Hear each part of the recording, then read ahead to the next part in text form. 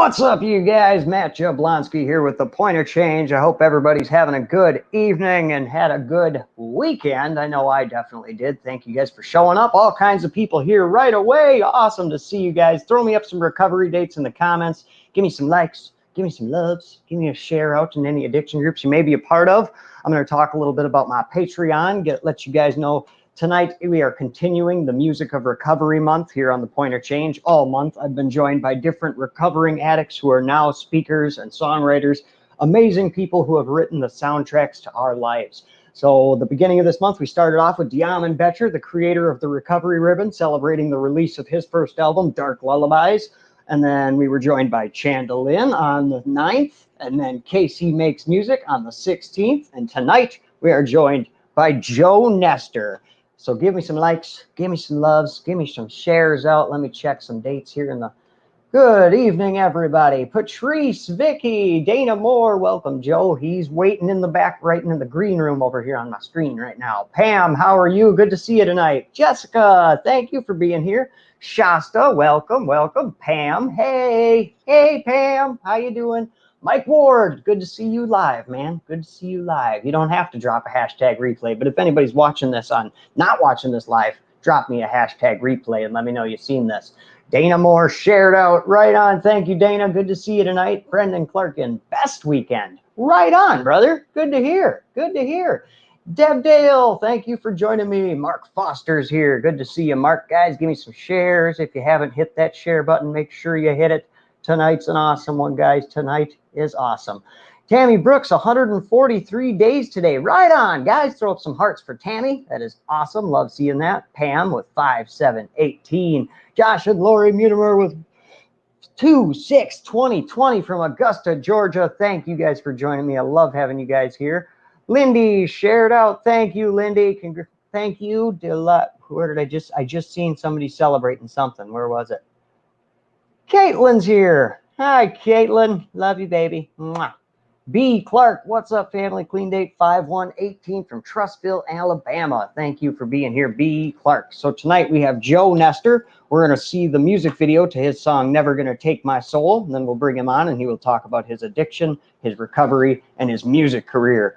But right now I want to let you guys know, Patreon.com/thepointofchange is up and running. So if any of you guys want to become supporters of The Point of Change, you can go over to Patreon.com/thepointofchange and get signed up with the membership that works for you.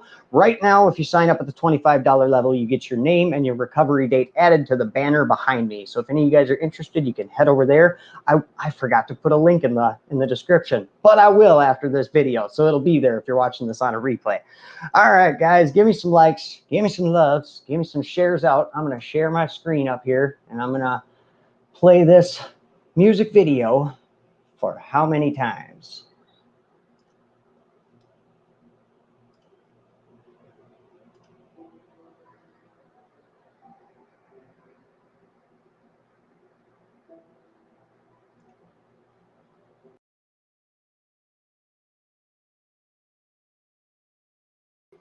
Hang on. It's not working, is it? I did it wrong, didn't I? I sure did, guys. Hang on. I didn't click the share audio button. There we go. There we go. All right. I screw that up every time, guys. Every time, man. Every time. All right. Now we'll start this song.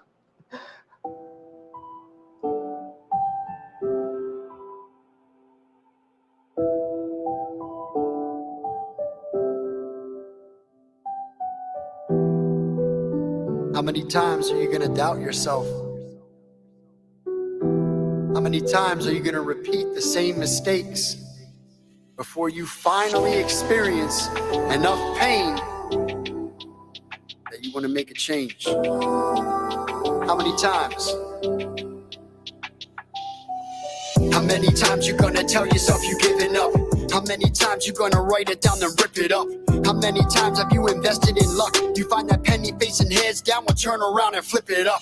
Don't you believe in the fake, believe in your faith. Now watch how everything just seems to fall into place. And you ain't even gotta try, it's like you win in the race. Cause every time you praise his name, you'll be receiving his grace. Embrace, now keep me from the wicked, protect me from the snares, and help me spread this message to anybody who cares. Cause I done wrestled with them lions and tigers tigers and bears. I'm wearing the armor of God, intruders beware. How many times have you prayed in the name of? How many times have you shown in the same love that he shows to you? How many times? How many times? How many times have you prayed in the name of? How many times have you shown in the same love that he shows to you? How many times? How many times? How many times you gonna lie to yourself? How many times you been denying yourself? How many times? How many times? How many times you looked inside of yourself and you're ashamed of what you see, but you don't ask for no help? You'd rather drown in misery and take that rum off the shelf. You pour another shot and blame it on the hand you were dealt, but you're forgetting about the pain that all your family felt while you were running in them streets like a slave for a bag of dope. Your parents worried that their baby might not make it home. They lie awake and they wait and they crying by the phone, praying that they don't get the call that the baby is gone. I know it hurts, but everything that I'm speaking is true. I only say it cause I know it, I used to be you, but I done made it and I'm grateful I'm one of the few. Now I'm headed back just to say that you can make it too. How many times have you prayed in the name of? How many times have you shown in the same love that he shows to you? How many times? How many times? How many times have you prayed in the name of? How many times have you shown in the same love that he shows to you? How many times? How many times? How many times? It doesn't matter how many times you fail. It doesn't matter how many times you almost got it right. People aren't going to keep track or care about your failures, and neither should you. It's more important that you learn from them, that you grow from them, and that you keep pushing forward, because at the end of the day, it doesn't matter how many times you got it wrong. What truly matters is how many times you get it right. It doesn't matter how many times you've been beaten down. It doesn't matter how many people believe in you now. All that matters, you believe in yourself, cause there's a reason that you're breathing and it's keeping you round. And everything that you've been going through is part of a plan. But I know it's hard to trust it and you can't understand. Believe me, we crash and we burn, we live and we learn. If you could only see the blessings that we get in return, you'd be like, I'll shine through the storm and the struggle. Dark times when I know I'm in trouble. I'll rise through the ash and the rubble. How many times have you prayed in the name of? How many times have you shown in the same love that he shows to you? How many times? How many times? How many times have you prayed in the name of? How many times have you shown in the same love that he shows to you? How many times? How many times? How many times? Never give up on yourself. Stop doubting yourself. Because if you don't believe in yourself, nobody else will either. As long as you have air in your lungs, you still have a chance to get it right.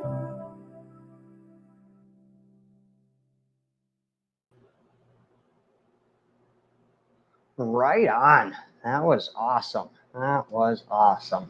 Let me make sure I close down my YouTube or it'll start playing music in my ear again. So I met this guy, or found this guy, in the recovery crawl this summer recovery crawl 2020, when he sang Never Gonna Take My Soul. So guys, throw up every heart in the world and welcome Joe Nestor. What's going on? What's going on, man? Good to see you tonight. How you doing? I'm hanging in there, man. Hanging in there. Right, just trying to get through this Corona stuff, man. Yeah, I feel you there, man. It's been pretty down everywhere you go. Yeah, it's been very brutal especially for musicians. I've had to cancel so many shows, had to cancel a couple tours, and I'm just waiting for all the restrictions to let up so I can get back out on the road again, man. Right on, brother. Well, hey, I see you guys are pushing through the COVID, though. On August 31st, you guys are getting together for a recovery concert? Yeah, Overdose Awareness Day, a virtual concert I'm doing with me, Casey Makes Music, Jordan Meyer, B-Rain, Rem One, Kalichi. We're all coming together. I actually fly out this upcoming Friday to go up to Connecticut, and we're gonna be doing a virtual concert from Brightside Entertainment from the recording studio. So it's Right gonna on. be Yeah, awesome. we had Casey here last weekend. He was talking about, I think I got, hang on. Oh, yeah, here's the banner for it. Here's the live Yeah. virtual concert featuring Casey Makes Music, B. Rain, Kalichi, Jordan Meyer, Rem One, and of course, Joe Nestor. In honor of Overdose Awareness Day. That's awesome, man. I'm glad to see so many people are finding ways to push through the COVID and get out, still make music and still do things like that. Yeah, definitely can't wait, man. I'm actually staying up there uh, for a month. I'm gonna be recording 8 to 12 new songs, so I can hit you guys with a whole bunch of new music. So Awesome, brother. I'm pumped already, man. That's great. yeah, That's great yeah. to hear. Hey, we got a comment here I want to highlight. Emma Guthrie says, "This is my favorite song. I actually have 'I'll shine through the storm and the struggle. I'll rise through the ash and the rubble. I'll rise' tattooed on my arm." Emma, message Nestor Nations. Take a shot. Take a picture of that tattoo, and I'll post it on my page when I have access to it again. I'm in Facebook jail right now, but Us addicts can't stay out of jail, man. We'll find a way to I go. know, right? It's crazy, man. But no, send a picture to my inbox in Nestor Nation. I can still receive my messages. I can still respond back to them. I just can't post anything at the moment. But that's so awesome. That's cool. Heck yeah. How's that make you feel from where you came from to be sitting here on this page getting an interview about your music and seeing that somebody got your lyrics tattooed on their body, man? I'll tell you one thing, man. It never gets old. It blows me away every time. I receive a lot of inboxes and a lot of messages saying how much my music helps people, and a lot of them actually do have my lyrics tattooed on them. Not even in the United States. A lot of them are over in the UK and Australia, and it blows me away because like at the end of the day, it's like I know there is a lot of people that look up to me as like an inspirational figure, uh, motivational speaker, musician, whatever you want to call it. Um, but in reality, man, I'm just a guy in recovery. I'm trying to make you know every day count. And I Amen. wake up every day just grateful to be clean. And I'm just a normal guy. So when I see things like this, it really blows me away. And I'm just truly humbled for all the support. So, Right on, brother. Yeah, that's so when let's take us back on a little journey. When did it all start for you, your addiction? um, all right. So originally, I'm from Wilmington, Delaware, um, Okay. about 15 minutes outside of North Philadelphia. And I mean, I'll be honest with you, I had a great childhood growing up. My grandparents and my father raised me. Um, And when I was like 6 years old, my parents got divorced.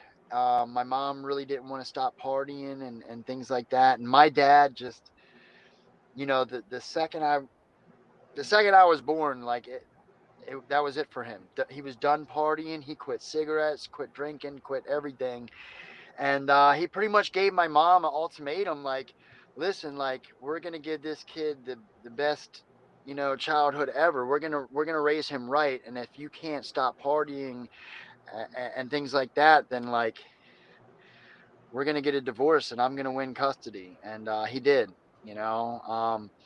Took me to live with his parents, my grandparents, in a nicer section of Wilmington, Delaware.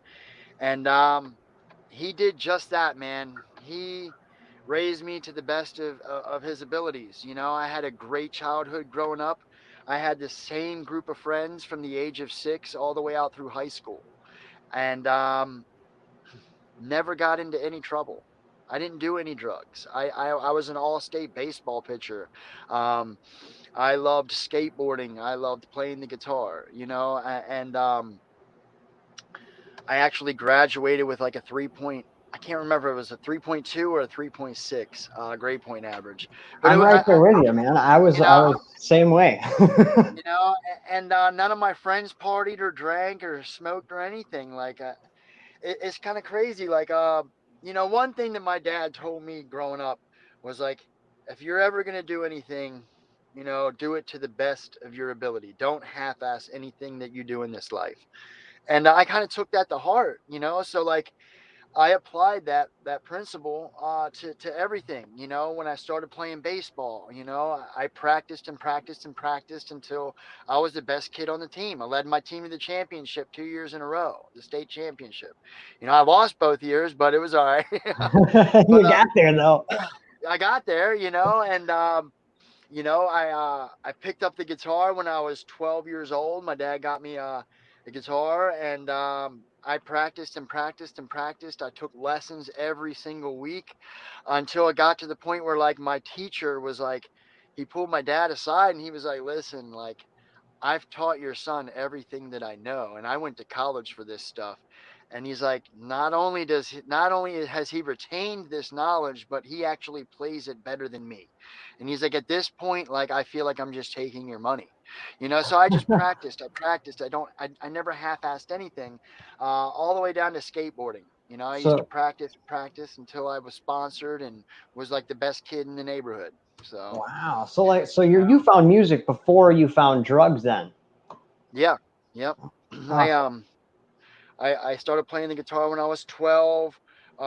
In high school, I played a little bit of the jazz band, um, but I didn't really get heavy into music till right after I graduated. Like I said, I graduated with honors, and at this point in my life, I had maybe smoked pot like 3 or 4 times. It didn't really do anything for me. Went to a couple parties, had a couple beers here and there, but I didn't like it. I didn't like I didn't like drinking. I didn't like smoking. I didn't like doing anything that made me feel outside of myself. Like I was just a good kid. Um, that being said, like I'm gonna share something that I never really have shared in my story before. But so like my dad was like my best friend growing up. Like I said, he wanted to raise me to the best of his abilities, and so much to the point that like you know he took me to play basketball every day, took me out fishing every weekend, took me to uh, we did everything together, and he never went on a single date till I was like 14 or 15 years old, and I had to introduce him to the girl to go on a date with, because I was like, Dad, like you can't like go through life, just single. Like, you know what I mean? Like I know you want to raise me. I know, like, but you did your job. You did a good job. Like it's time to go out and mingle, man. I want you to be happy. And I seen this lady cutting my friend down the street was that I used to skateboard with. He had this lady over cutting his mom's hair, and like I just seen this brand new flashy Corvette out front, and I was like, yo, whose Corvette is that? And he's like, oh, that's the lady cutting my mom's hair. So I went in, and like she wasn't bad looking, she was cool, she seemed awesome. And come to find out Joe Cupid. she was single. So like we come up with this like master scheme and hook them up, you know what I mean? So they start dating and they start going out on dates together, and it wasn't long before like they hit it off and we move in together. And I think it was That's like 6 adorable. months, dude. But this is how close me and my dad were. 6 months later, we go for a ride, and he asked my permission to marry her. You know what I Oh, mean? That's how close the bond was between me and my dad. Like, because if I didn't support it and I wasn't okay with it, like that was it, chopping block. You know what I mean? hmm. But I gave, I gave him my blessing, so to speak. I was like, go for it. That's cool. And everything was going good. The years passed. Like I graduate high school, and just me and her started bumping heads. Over like the dumbest shit. I'm sorry. Can I cuss on here? Is Oh that yeah, okay? you're good. Oh Okay. All right. yeah. Well, Whole new era. Oh god.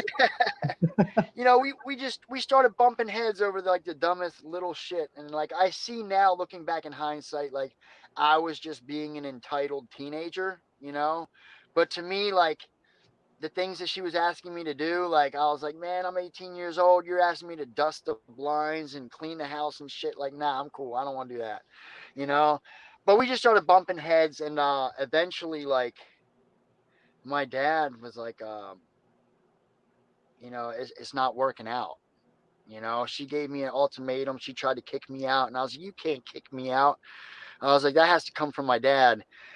And we got into a fight, and like he sided with her, and kind of kicked me out, man. I went back to my grandparents, and like I never really shared this as part of my story, but that's kind of what put me into like that downward spiral. That spiral that kind of like was like, well, damn, man, my best friend just kind of like, my dad rejected me, man. He chose her over me. And now I'm back at my grandparents, and like, I mean, it's cool, but like it kind of hurt. Yeah, I can. And Yeah, that sucks. and so I'm 18 years old. I've graduated high school. I'm in a band, you know, and we're starting to play on the weekends. And we start to pick up some traction. You know what I mean? We start playing, out of state and these cool little venues and stuff. And we start getting some recognition. And I'll never forget the night that changed my life forever, man. It was a Friday in February of 2002. Uh, like I said, I had my same best friends from the age of 6 all the way out through high school, you know. And these are like my childhood friends that I grew up with, that I skateboarded with, that I did everything with. And we got done playing a show, and after the show, I was loading up. They called me over to the car, and they introduced me to crack. You know, um, Yeah, that's a turning point right there. you, you, you gotta keep in mind, like, I was sheltered from this my whole life. You know what I mean? Like, I'll be honest, I didn't even think that my state had crack or heroin. I thought that shit was for Hollywood. Yeah, Like I didn't I think that was. was I didn't think it was in my neighborhood, in my area at all. And here's my best friends like introducing me crack. And I'm like, what the heck? Because at first, like I'm picturing homeless people. I'm picturing people that are missing their teeth, people that are robbing and stealing and doing whatever for drugs. But like, these are my best friends. They have the house, they have the car, they have the family, they have jobs. Like, and I just found myself asking myself, like, is it really that bad? Like, and my one friend was like, dude, just try it. If you don't like it, then you don't have to try it again. And it made sense to me because I tried weed before. I didn't really like weed. I tried alcohol before. I didn't really like alcohol. Why not try this crack? I'll try it, and then that'd be it. And I don't know whether it's because of the feelings that I was feeling from like my dad kicking me out, or what had changed in that period of time. But when I tried that crack cocaine, the second like those chemicals hit my bloodstream, something changed inside of me, and all I wanted was more. Like, that's it, you know. Game over. It was off to the races. I remember looking over to my friend, and I was like, we need to go to the ATM right now, because I want more of that. And that's what we did. And I did that every single day for like months. So you know you were a try it once and all in kind of guy right away. yep. And it's crazy because I had never been like that. you know um I had been like that with like baseball, with skateboarding, and with Music. the guitar, you know but never with any kind of drugs or alcohol. Like, but for some reason, like, it grabbed a hold of me, and I could not stop. And even my own friends that introduced me to it were like, Joe, like, we used to do this for fun on the weekends, you know, but you took this like to a whole nother level. And I did. And they were like, here, try this. This is much more mellow, and you won't fiend for it as much, you know, and a little bit goes a long way. So here, try this. And it was this little blue baggie, and I didn't know what it was. But come to find out it was heroin, you know. And they turned me on to heroin, and I fell even deeper in love with that, you know. And I continued to do that every single day. You know, I did that for a few months as well.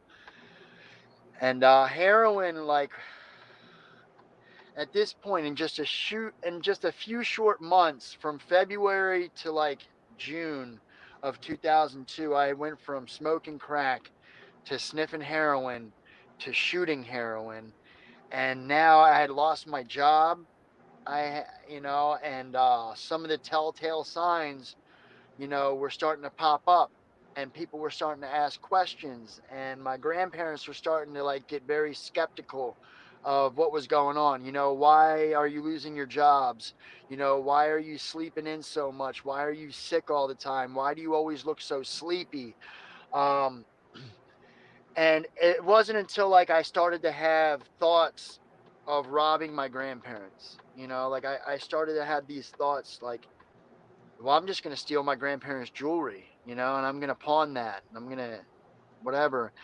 Um, when I started to have those thoughts, I chose to run away from home, because I come from such a loving family, you know, such a close knit family. Like we celebrated every holiday together, every Christmas together, and like we really loved one another. So when I started having thoughts of robbing them, I That's just, you know, that's a I chose level to you don't pack. want to cross. I Yeah, can totally relate to that. Yeah.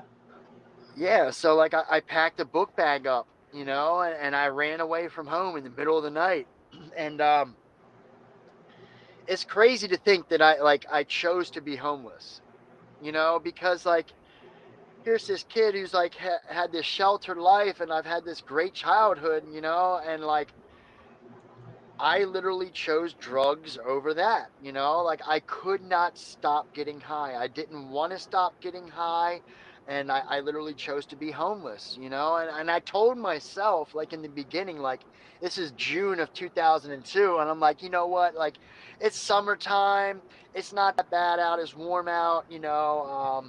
This is just going to be some kind of crazy experience that I have for the summer. And then come fall time, I'm going to get my shit together. I'm going to enroll back into college, and I'm going to go to college. And it's just going to be some crazy story that I tell my kids when I get older. That was my mindset. But here's the thing, that summer lasted 10 years. Boom. 10 years, bro. And I'm not And talking about I'm not I'm not talking about couch surfing.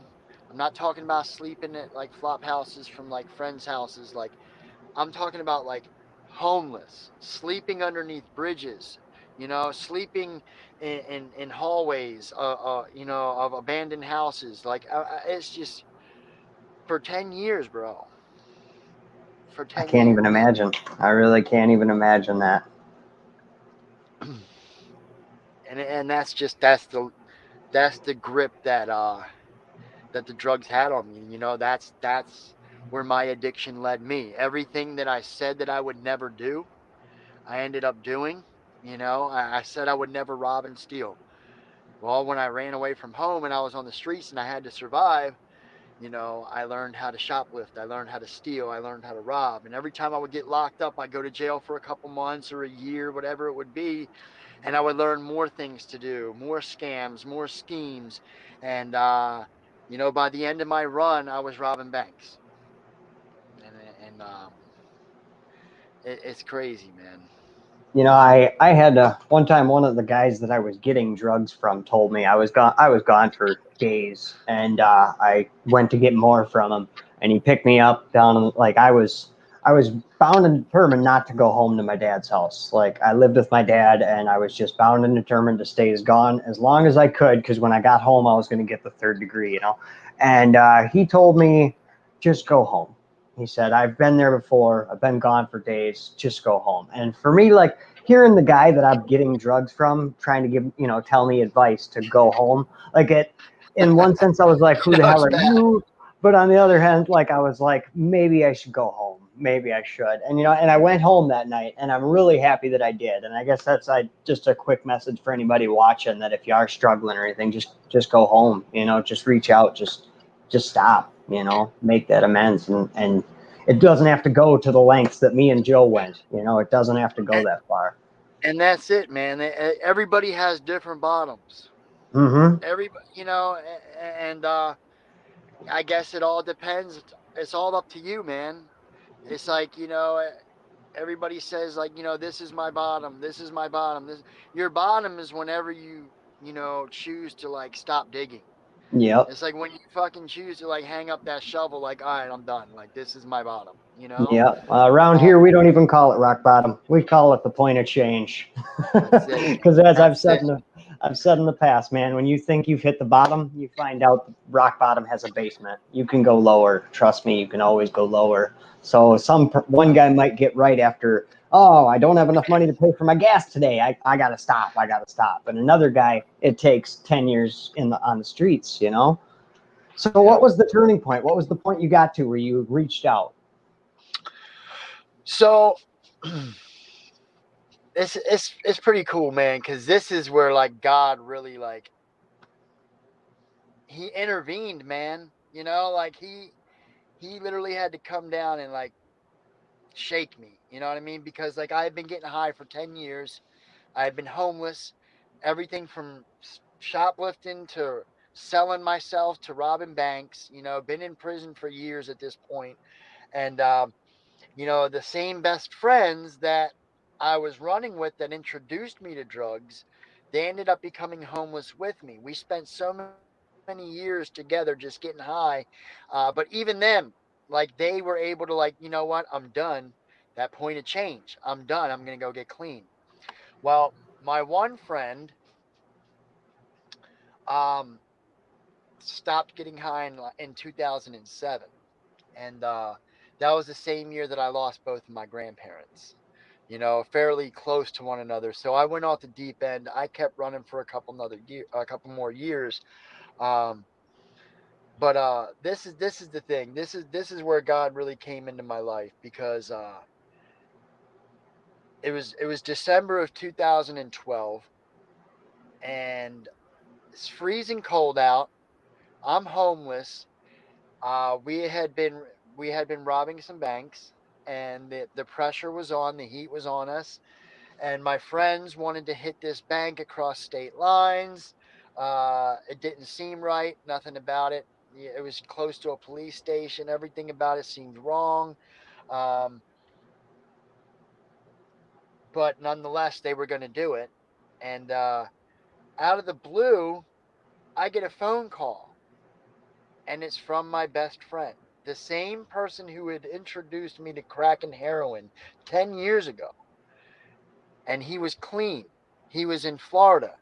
And he was like, listen, I've heard about the things that you're doing up there, and I know how bad it is. And I'm here to tell you, like, if you feel like you can't change up there and everything reminds you of just getting high and you feel like you can't do it, I'm here to tell you that you can. And there is another way. And if you're willing, I know I kind of got you into this mess. So if you're willing, I'll pay for a train ticket for you to come to Florida. Now, it's December, it's freezing, and I'm like, a free ticket to Florida? Like, let's go. You know what I mean? Like, because, like, let's be honest, like, I had been ripping and running for 10 years. I had lost all my teeth. I was 130 pounds soaking wet, and I had become that person that I envisioned when I took that first hit of crack 10 years ago. I was completely broken. I was completely hopeless, and I did not think that there was a way out. I thought that I was going to die in the streets. And here he is, my best friend, offering me a way out. You know what I mean? That's awesome, bro. And I feel like that was like my first God moment. You know what I mean? Because it's like, it's almost like God gives you, he does give you free will. He gives you, you know, like you can choose your destiny. If, you know, like he'll give you the choice, right? So he presented me with two choices, right? On one hand, I can catch this train down to Florida, right? I can change my life around. I can choose to try to better myself, right? I don't know where that's going to lead me, right? But it's something different, right? And then on the other hand, I can wake up and I can go rob this bank and do the same things that I've been doing, getting the same results. Continue being broken, continue being hopeless, and just that the same circle. You know what I mean? So I woke up that next day and I caught a train to South Florida with nothing but the clothes on my back. You know, I didn't even have $10 to my name. And I didn't know where I was going. I didn't know what I was doing. But that was the beginning for me, man. That's And this awesome. is the funny thing. That day, my friends chose to rob that bank. And they got in a high-speed car chase across state lines, got caught with guns, money, and drugs, and all ended up, you know, most of them are doing like football numbers in prison now. You know what I mean? So it's like I made that choice to catch that train. I went to Florida, you know, That's and look awesome. at where I'm at today. You know, Dude, amen. Amen all around on that story right there, bro. Wow. The guy who introduces you also reaches out and gets you to step away and like the whole thing. Like, and myself, I had to take a big leap like that too. My best friend reached out to me and offered me a place to stay down here in Whitewater, and I just took the ride, you know, and came down here with no idea what to do, no teeth in my head, same situation. Just I got to do something different, you know. 13 years of meth abuse had left me broken and bruised at the end, you know. So dude, that hits home. It's home for sure. crazy. You know, I mean, just picking up where I left off. You know, I got down to South Florida and I went into detox and I got released from detox on Christmas Day 2012, and I went immediately right into an inpatient rehab. I did treatment for like 45 days, and from treat and it's funny because when I got to treatment, my roommate, they just so happened to put me in a room with another guy who played acoustic guitar. And I hadn't played guitar for like over 10 years at this point. You know what I mean? But just so by coincidence, they put me in a room with a guy who likes the same type of music I like and plays acoustic guitar. You know what I mean? Like, how Yeah. ironic is that? You No know? such thing as a coincidence. That's more God stuff right there. No, Stuff you lining know, up. Lining up. and and that's the thing, man. You know, we inspired each other in that rehab, and we both started playing guitar. We both started writing music. I get out of treatment and I go to an all guys halfway house, you know, and I get an acoustic guitar there and I start writing music and I start writing music. And it wasn't like before where I would write songs when I was 19 years old. I want to be a rock star. I want to be famous. Like, no, like this is like, I have 10 years of pain and suffering. And like, for some reason, this music is like an outlet for that pain. And it's like therapy for me. And I just started writing my story out in song form. And each song lifted that pain. It was like peeling the layers back. You know what I mean? To the point where, like, finally, I'm like starting to feel a little bit more comfortable in my own skin, you know? And Mm-hmm. some of these songs are out there now, you know, like Never Gonna Take My Soul. I wrote that song in a prison cell, you know, in 2009 before I even got clean. You know, there's other songs that I wrote in the halfway house, like Faded and Help Me, that, you know, they're like pillars, staples for like people in the recovery community. Like, I get messages all the time saying how these songs help save their life. And I'm like, you know what? Like, they saved my life too. because I wrote it at like 3 a.m. at a halfway house, knowing damn well there's a place right across the street where people are buying drugs. Mm-hmm. And I was trying to contain myself. I didn't want to go out there. I didn't want to go relapse and get high. And these songs are what came out, and I'm Right. just grateful that not only did they help me, now they're helping so many others. Right on, It's brother. Carrying the love, carrying the love.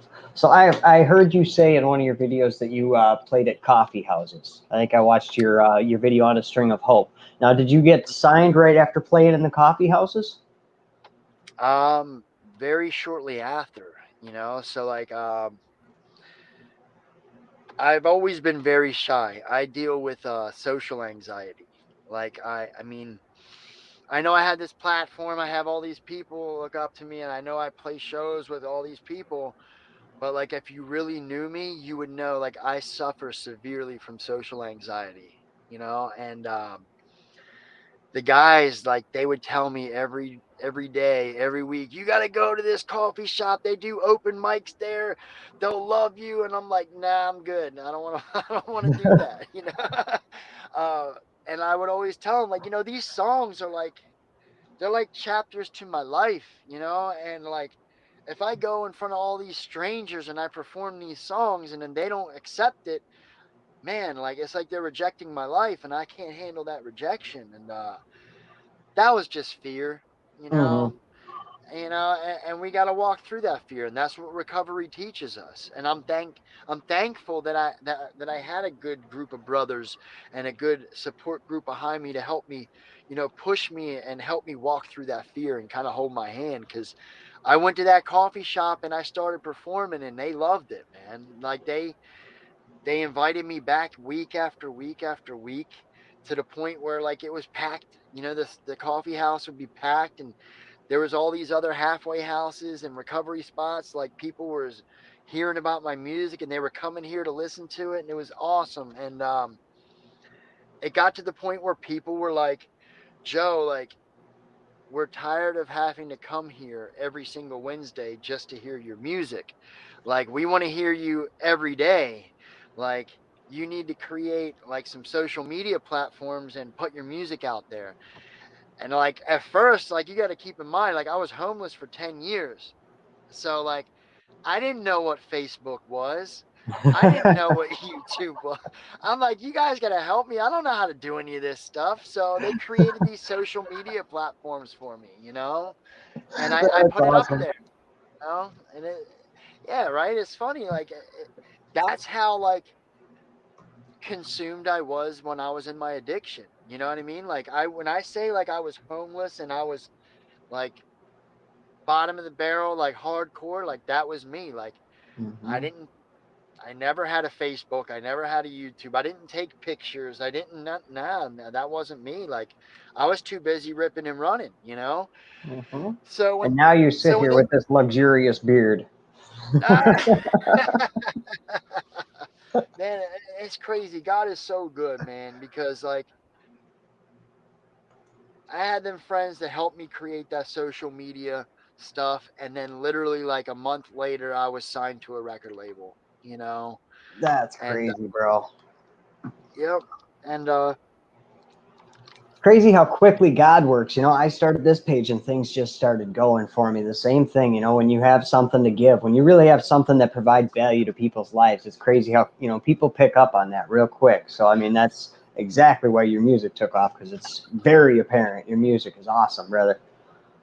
I appreciate that, man. I truly do. And I think a lot of it, yes, God does bless you, man. He has so much in store for all of us, not just me, not just you, but all of us.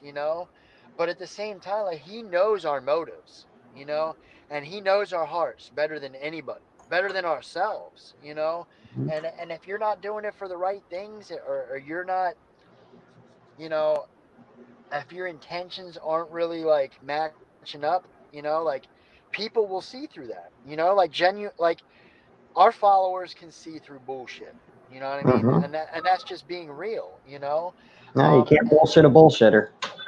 no, especially, yeah, not us. You know what I mean? Us addicts, we could see right through it, and I think that's one thing like you and I like we have in common. Like we're genuine.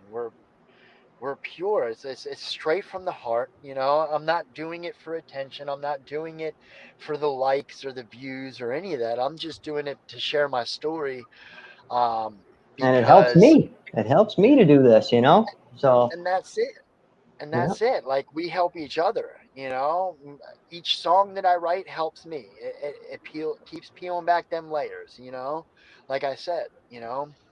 Yeah, I, for sure. The I have only thing almost fake up 7 years here is our clean. teeth. Yeah. I'm telling you, dude. It's and I'm just grateful, man. Like things took off quick after that, Next thing you know, I'm signed to a record label and I'm going on tour. My first tour was with Bubba Sparks. That was pretty cool, Right on. you know. Got to go travel the country with him. And I gained a lot of experience and a lot of knowledge about the music industry. Some of it was good, a lot of it was bad, which is why I'm independent now. Um, but needless to say, man, God has blessed me so much. And it's so cool looking back in hindsight, seeing his hand in everything, like all along, you know? Yep. Um, that roommate that I had in treatment all them years ago.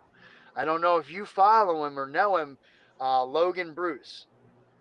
Yeah, I do follow him. That was my roommate, and that For and real? that's yep, that was my roommate, and we inspired each other. And now he's in Ohio doing his thing, you Yeah. know. Yeah. And I Somebody sent me a link to one of his songs. Not that, or well, I mean, it was probably 5 or 6 months ago. But yeah, I've been following him for a while now.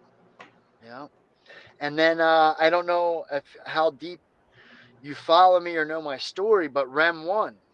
So Frank Morgan. Uh, He's here in the bef- comments, by the way. okay, so before I got clean and sober, I was ripping and running with Frank. I met Frank. I met Rem One uh, at the methadone clinic in Wilmington, Delaware. He got he was trying to get signed up to the clinic and he couldn't get on. And I was out in the parking lot selling heroin. So, What a way to meet a guy, huh? I'm telling you, right? I'm telling you, no good. You know. So, anyways, we get connected. We rip and run for months, and he gets locked up for years. I end up going down to Florida, getting clean, and now, here it is. Years later, I'm his, daughter's godfather. We've been on tour numerous times. I've been to his house for Thanksgiving dinners, and like it's so cool to like just like I say, look back in hindsight and see God's hand in everything and see how he's been placing people in my life all along. You know what I mean? And everyone plays a part. Everything's for a reason. And even if at the time we can't see it, but later on we can look back and we can see it. You know what I mean? It's really cool, man. Definitely. I agree It's an amazing 100%. thing, man. But needless to say, like I say, like I mean, I have a beautiful life today. I get to travel the country doing what I love. Um, I do work for Chapel Hill Medical Detox, so if anybody is struggling or needs help, they can always message me. I help. Man, I probably get over 100 messages a day from people reaching out for help. It's ridiculous, and I take the time and I sit there and help every single person, whether they have insurance, whether they don't have insurance. I don't care about that. I'm just a musician, you know what I mean?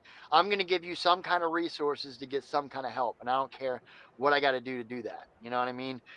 Because I've been there. I know what it's like, and just everything from working for them, traveling, doing what I love. I have an amazing family, faith in the kids. Uh, it's just like my life. I never would have pictured it like this. Never in a million years. Like, even if you said to like the old Joe who was strung out, like, if I was able to get clean and sober, like, cool. Like, that's good enough in its own. You know what I mean? Just the fact that I could get clean and sober. But now to see God using me to help so many others and to have this like awesome lifestyle to do the things that I love, like it's just over the top, man. And it's all blessings from recovery. It's all and like one thing that I have never stopped doing um, is I haven't stopped doing the things that they taught me to do in the beginning, man. I still go to meetings like once a week at least, you know. I still, you know, try to mentor guys, you know, not so much sponsor anymore because my life is like always on the go, crazy, and I feel like I wouldn't be giving them a fair shot, you know. But I'm still always there to answer the phone, mentor them, and help people. I'm always of maximum service. I always do my prayer and meditation every day. I stay close to God, and just continue doing the next right thing. And in return, He just continues to bless me, and my life continues to get better, man. And I'm truly Amen, brother. grateful for it. Amen, So. man. Amen. Right on, brother. So well, one last time, I'll have you pump up what you got going on with Cloud Gang on the 31st, and then I'm going to let you get out Yeah, of here. man. Absolutely. So me, Cloud Gang, like Casey Makes Music, Rem One, B Rain, Jordan Meyer, Kalichi, all of us are doing a virtual live concert for overdose awareness on the 31st up in Connecticut, straight from Brightside Entertainment Recording Studio. Um, I do have an event for it on my page. Can you put up the flyer real Oh, you quick? bet I can. You bet I can. I think it's from 6 to 8. Yeah, Yep. from 6 to 8, August 31st. Yeah, make sure y'all tune into that. Go to our Uh, pages, click, 6 to 8 Eastern time, I imagine. yes, 6 to 8 Eastern time. Click the events section on my page and just click going. And yeah, man, we'll see you there. It's going to be a fun show. We also got another show that we're doing on September 11th in Indiana. I really, uh, RJ Pittman's hosting it, but I don't know who, I don't know where it's at, but there will be information on it later this week. I just found that out. But we're also going to be doing more virtual concerts. So, Right on, brother. you That's know, awesome. You got to keep yeah, going through something with COVID, man. So I'm yeah, definitely a huge I, supporter. I'll be sharing out the concert here on the page too. So if you guys watch the page, it'll be coming up here, I'm sure, and I'll be there in the comments, hanging out for sure. awesome, Maddie. I appreciate that, man. Thank you so much for having me, man. Hey, I no appreciate problem, brother. Thank you for stopping by. This was awesome. It was good to get to know you. I've been listening to your song Anxiety like on a daily basis, so I had to get to know you a little bit. Man, I appreciate that. I actually wrote that song on the last Cloud Gang tour Oh yeah. about a year ago. In October of last year, I wrote it sitting on the tour bus. Yep. As soon as I got off tour, I recorded it, and like it just blew up out of nowhere. It was crazy, man. So, um, just grateful, man. Grateful. So, Right I got on, a bunch brother. of new music coming out, man. If you guys are still listening in, I fly out this Friday to go up to Connecticut, and I'll be recording about 8 to 12 new songs. So get ready for a bunch of new music. So Right on, brother. Well, thank you for stopping by and sharing your story, brother. I'm going to let you have a good night. absolutely, absolutely. Thank you so much, bro. No problem, brother. See you later. There you have it, ladies and gentlemen. The Pointer Change meets Joe Nestor. So happy to have that guy on tonight. So next week, guys, on August 30th, I will be joined by B Rain as the last of these three. This will be the end of the Music of Recovery month, guys. I hope you guys have picked up some inspiration through this month, and just the main message I hope you guys take away from this whole series that I'm doing here is that you can literally do anything. It doesn't matter how far you've gone down. It doesn't matter where you're from. It doesn't matter what you've done or anything in your past. Don't let it hold you back. Don't let it hold you back. That's the main message here. Just don't let anything hold you back. I'm a motivational speaker. Joe is now a full-time musician. I mean, you can live your dreams, and it doesn't matter where you've been, what you've done. Just go, guys. Just go. I'm telling you. I love each and every one of you. Thank you guys for joining me tonight. If you'd like to become a supporter of The Pointer Change, you can go over to patreon.com/thepointerchange and get signed up with the membership that works for you. You will get exclusive benefits right here on Facebook that you will get nowhere else. You will get access to a closed Facebook group. You will get an extra weekly live where we decide topics and decide questions for my guests on the weekends. We listen to music, we chop it up about recovery, we just hang out, all kinds of cool stuff going on in that group. So you can go select a membership that works for you. $5 a month is all it takes. But if you do sign up at the $25 level, you get your name and your recovery date added to my banner as a founding member of Patreon. So thank you guys so much for this. I hope you all have a beautiful night, and I will see you tomorrow morning at 10 a.m. Central right here on The Point of Change. Until then, stay happy, stay healthy, and stay clean.